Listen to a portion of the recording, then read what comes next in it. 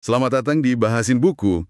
Hari ini nih, kita mau nyelami bareng kumpulan tulisan yang, wah, menarik banget yang Anda bagikan. Iya, ini materinya kaya banget ya. Banget. Isinya tuh macem-macem, ada dialog imajinatif antara manusia sama Tuhan.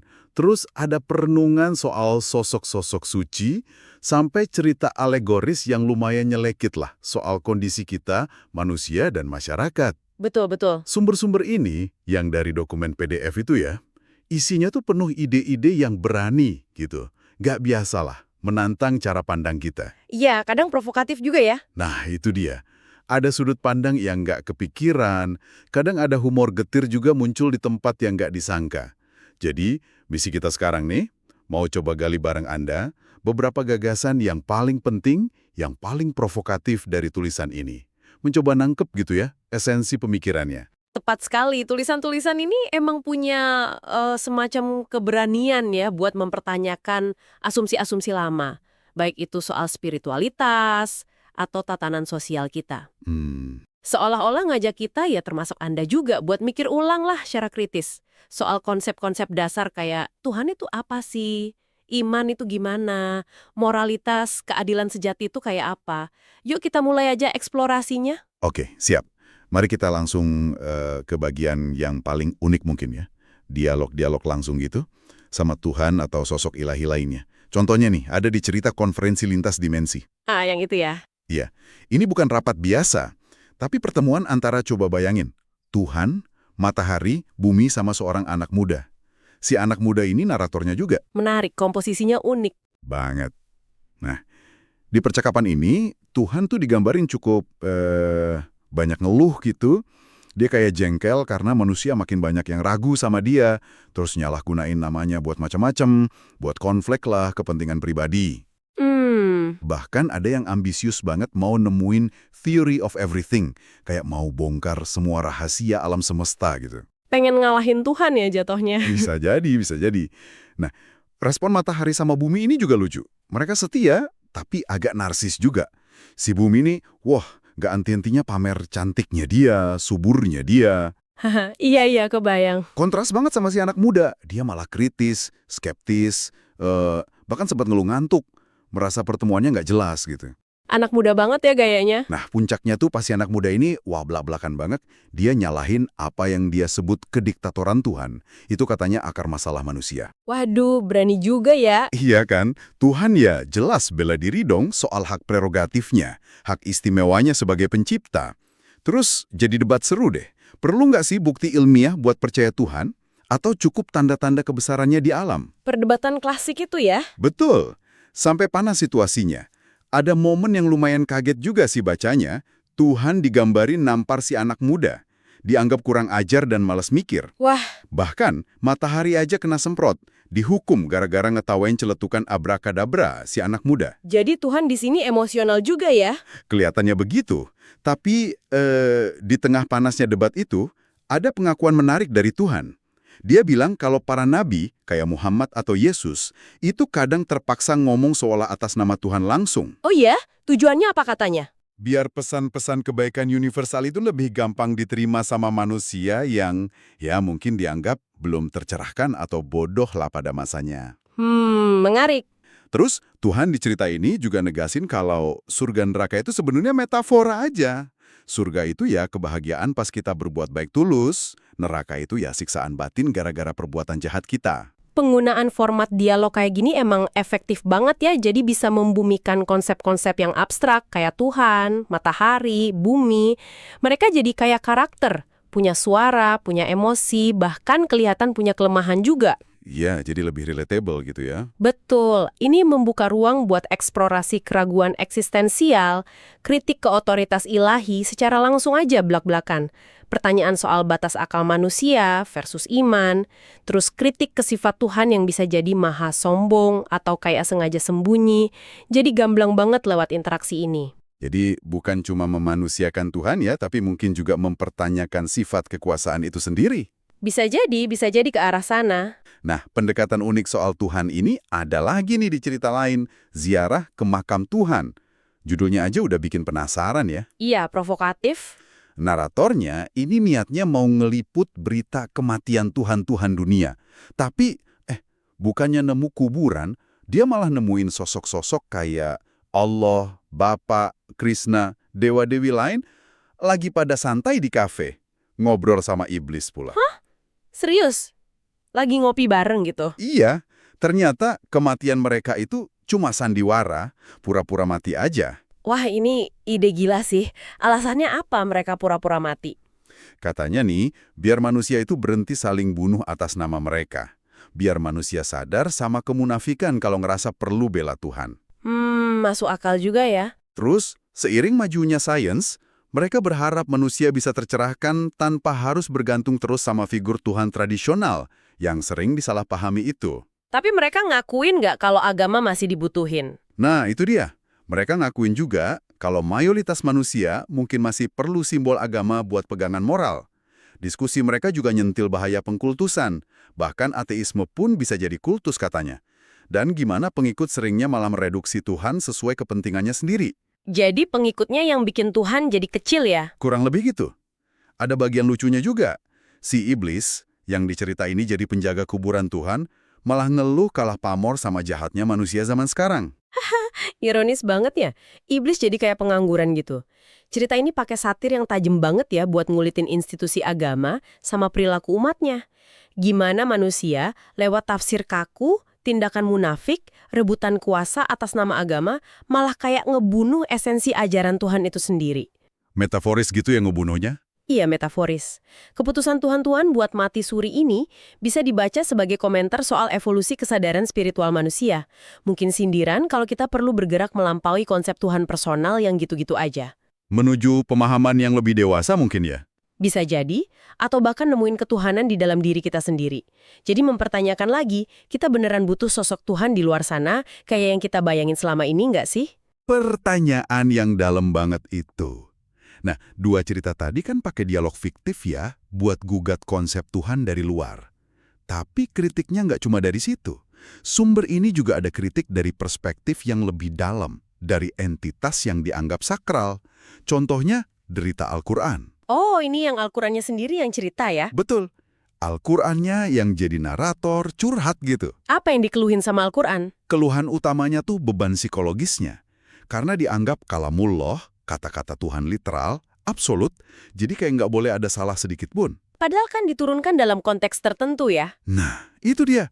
Dia merasa ini beda sama kitab suci lain yang mungkin lebih diakui ada unsur manusianya. Status absolut ini malah ironisnya bisa menghina Tuhan katanya. Karena bahasa manusia kan terbatas, terikat ruang waktu pas turun Arab abad ke-7. Jadi kesucian absolut itu malah jadi beban ya? Iya.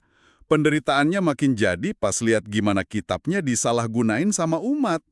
Fokus ke ritual doang, nggak ke substansi, buat justifikasi kekerasan, rebutan kuasa setelah Nabi Muhammad wafat.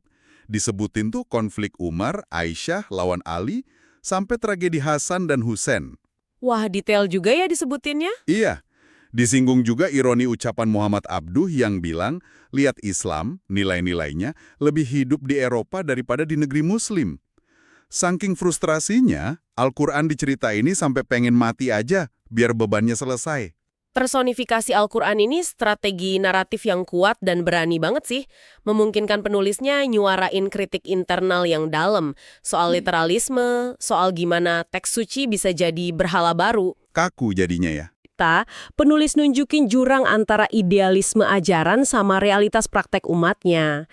Ini juga ngangkat isu soal penderitaan akibat klaim kesucian absolut sebuah teks. Jadi rentan dimanipulasi ya? Banget.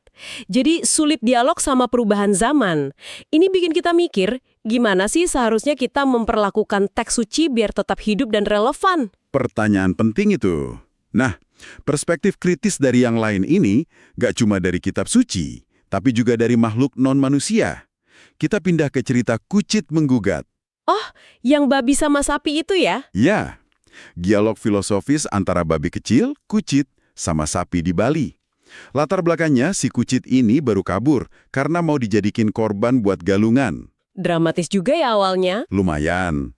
Nah, dialog kucit sama sapi ini jadi cara buat nunjukin inkonsistensi perlakuan manusia ke hewan, terutama dalam konteks agama. Gimana tuh contohnya?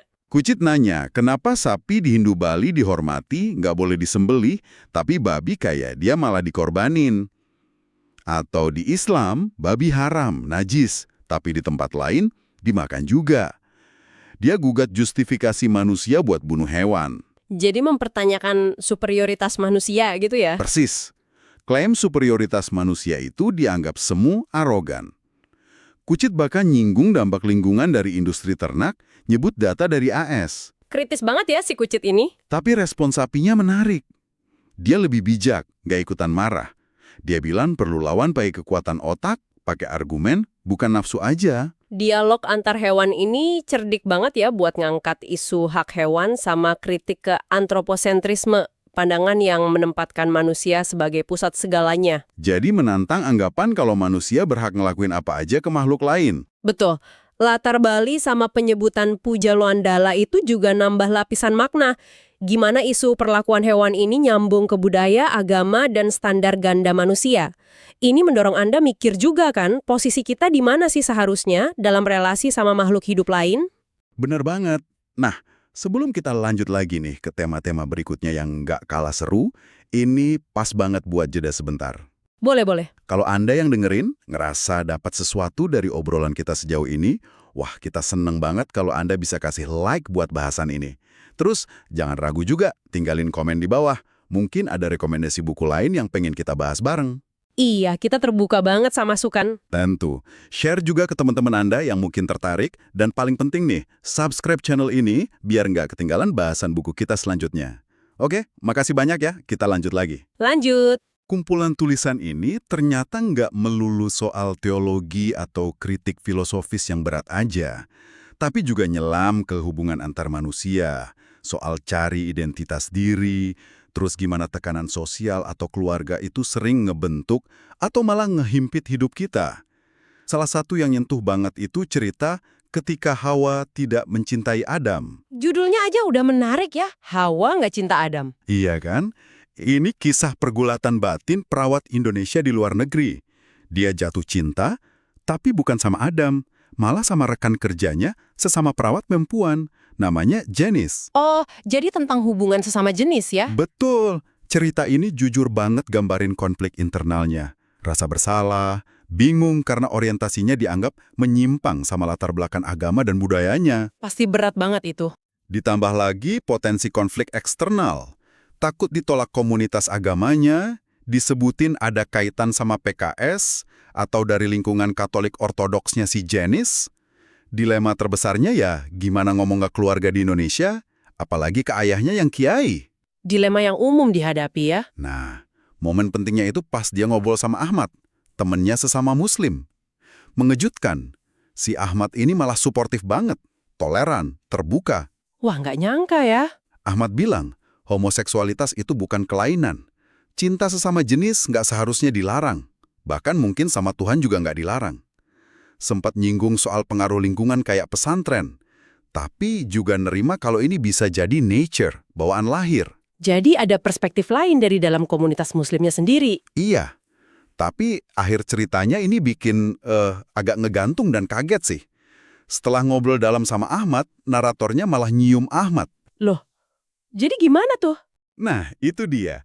Bikin banyak interpretasi soal kompleksnya perasaan dan identitas dia. Cerita ini emang berani banget ya ngangkat tema LGBTQ+ dalam konteks Indonesia yang seringkali masih sensitif atau menolak. Menyoroti perjuangan personal lawan dogma, cari penerimaan. Sosok Ahmad itu jadi penting ya? Banget. Dia kayak mematahkan stereotip muslim konservatif, nunjukin ada spektrum pandangan. Kompleksitas identitas seksual, rumitnya cinta, pencarian penerimaan diri itu jadi inti ceritanya.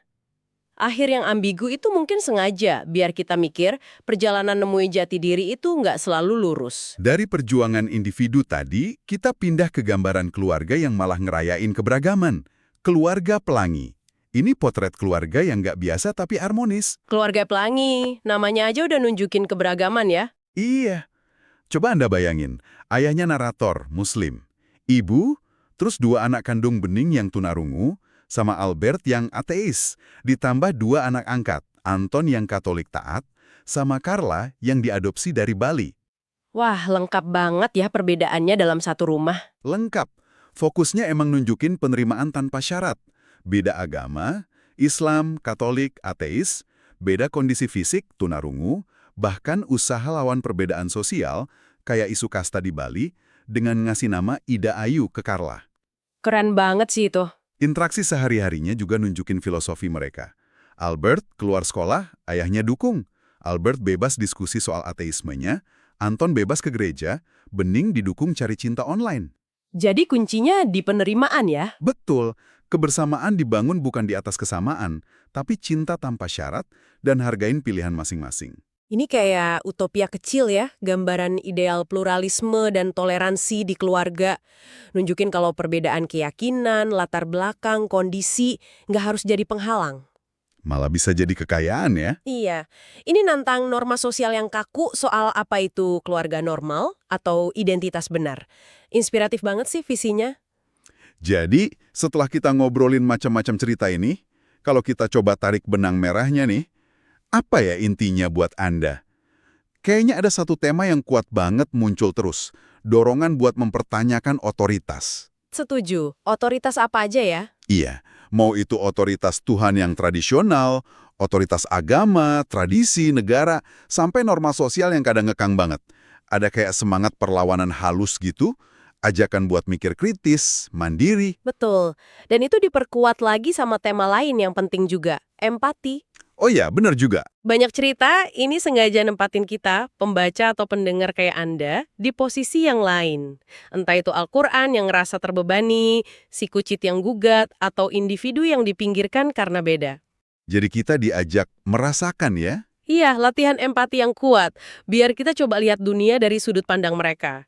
Selain itu, ada juga pencarian terus-menerus soal makna hidup, keadilan, sama cinta sejati. Cinta yang bisa ngelewatin sekat-sekat buatan manusia. Dan semua tema berat ini disajiin dengan gaya yang berani, kadang provokatif, tapi juga nyentuh dan bikin kita mikir dalam ya. Wah, bener-bener materi pemikiran yang kaya banget yang Anda bagikan ini. Memang kaya sekali. Sumber-sumber dari kumpulan tulisan ini benar-benar ngasih kita semua, terutama Anda, banyak banget bahan buat direnungin lagi ya. Mulai dari pertanyaan gede soal eksistensi Tuhan di zaman sekarang, kritik tajam ke ketidakadilan sosial, kemunafikan kita. Baik dalam beragama maupun bermasyarakat ya. Ya, sampai eksplorasi jujur soal cinta dan cari identitas yang kompleks, yang sering nabrak norma. Setelah dengerin obrolan kita ini, mungkin ada refleksi lagi yang muncul di benak Anda. Dari semua ide atau cerita tadi, mana sih yang paling bikin kaget, paling ganggu, atau paling nantang pandangan Anda selama ini? Pertanyaan menarik itu. Dan lebih jauh lagi, menurut Anda, sejauh mana sih narasi imajinatif kayak gini, yang pakai alegori, personifikasi, dialog fiktif, satir, bisa jadi alat efektif buat bantu kita paham, atau bahkan diskusiin isu-isu nyata yang kompleks dan sering sensitif di dunia kita? Iya juga ya. Mungkin aja nih, kayak yang tersirat di beberapa cerita tadi, kunci buat bebas-bebas dari dogma yang beku atau bebas dari penjara sosial, itu justru dimulai dari langkah simpel tapi penting. Berani bertanya. Keberanian ya kuncinya. Iya, berani mempertanyakan yang dianggap tabu, dan berani berimajinasi melampaui batas-batas yang kita anggap final. Nah, itu pemikiran penutup buat Anda bawa pulang dan renungkan. Sampai jumpa di bahasan buku kita berikutnya. Sampai jumpa.